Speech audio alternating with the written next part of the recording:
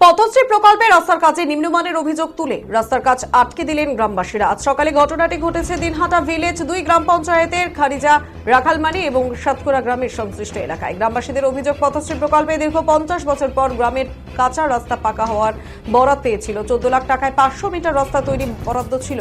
2-3 দিন আগে ওই রাস্তা তৈরির কাজ শুরু হয় বলে গ্রামবাসীরা জানান। কথাটি আজ সকালে গ্রামবাসীরা লক্ষ্য করেন, গতকাল তৈরি হওয়া কিছুটা রাস্তা বৃষ্টির জলে ভেঙে গিয়েছে।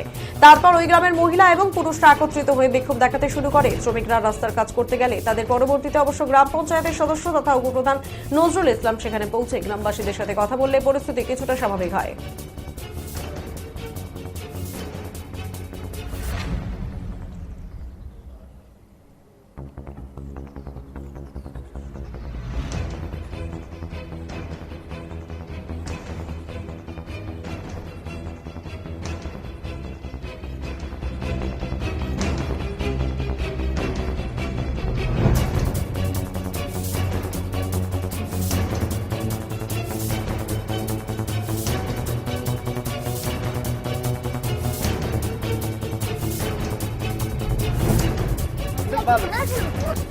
পথশ্রী প্রকল্পে রাস্তার কাজের নিম্নমানের অভিযোগ তুলে রাস্তার কাজ আটকে দিলেন গ্রামবাসীরা। আজ সকালে ঘটনাটি দিনহাটা ভিলেজ 2 গ্রাম পঞ্চায়েতের খারিজা গাছ, রাখালমারি এবং সাতকুড়া গ্রাম সংশ্লিষ্ট এলাকায় ঘটে। গ্রামবাসীদের অভিযোগ, দীর্ঘ 50 বছর পর গ্রামের কাঁচা রাস্তা পাকা হওয়ার বরাত পেয়েছিল। 14 লাখ টাকায় 500 মিটার রাস্তা তৈরি বরাদ্দ ছিল।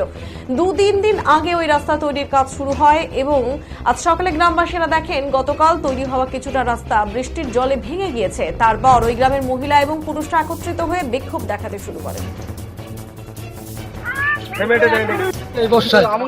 সেই সূত্রে রাস্তাটার কাজ শুরু হলো। কিছুদিন পর আমরা ওই কাজের জন্য কোনো অভিযোগ করিনি। এই কাজ কিছু করার পরে এত খারাপ জিনিস দিতেছে, সিমেন্ট, বালু, পাথর, সাইটে কম, ফুটে কম, ইঞ্চিতে কম। আমরা তবুও অভিযোগ করিনি। আমরা বলছি যে আমাদের কাজটা ওকে হোক, ভালো করে দেন। উনি আবার গরম দেয় কন্ট্রাক্টর। আমরা বললাম যে কোন কন্ট্রাক্টর নিয়ে আসুন, যার জন্য আমরা লেবারকে ঘুরে দিলাম যে এখানে কন্ট্রাক্টর লাগবে, ঠিকাদার কে লাগবে। রাস্তাটা ভালো না, পাশওয়ান আর সিমেন্ট দিতেছে না, ভেজাল সিমেন্ট দিতেছে। তাতে কি সমস্যা হয়েছে? রাস্তা ভালো হচ্ছে না। কতটা দেওয়ার কথা ছিল? 9 ফুট 9 ফুট কি আছে? না না না, জায়গায় জায়গায় কম আছে।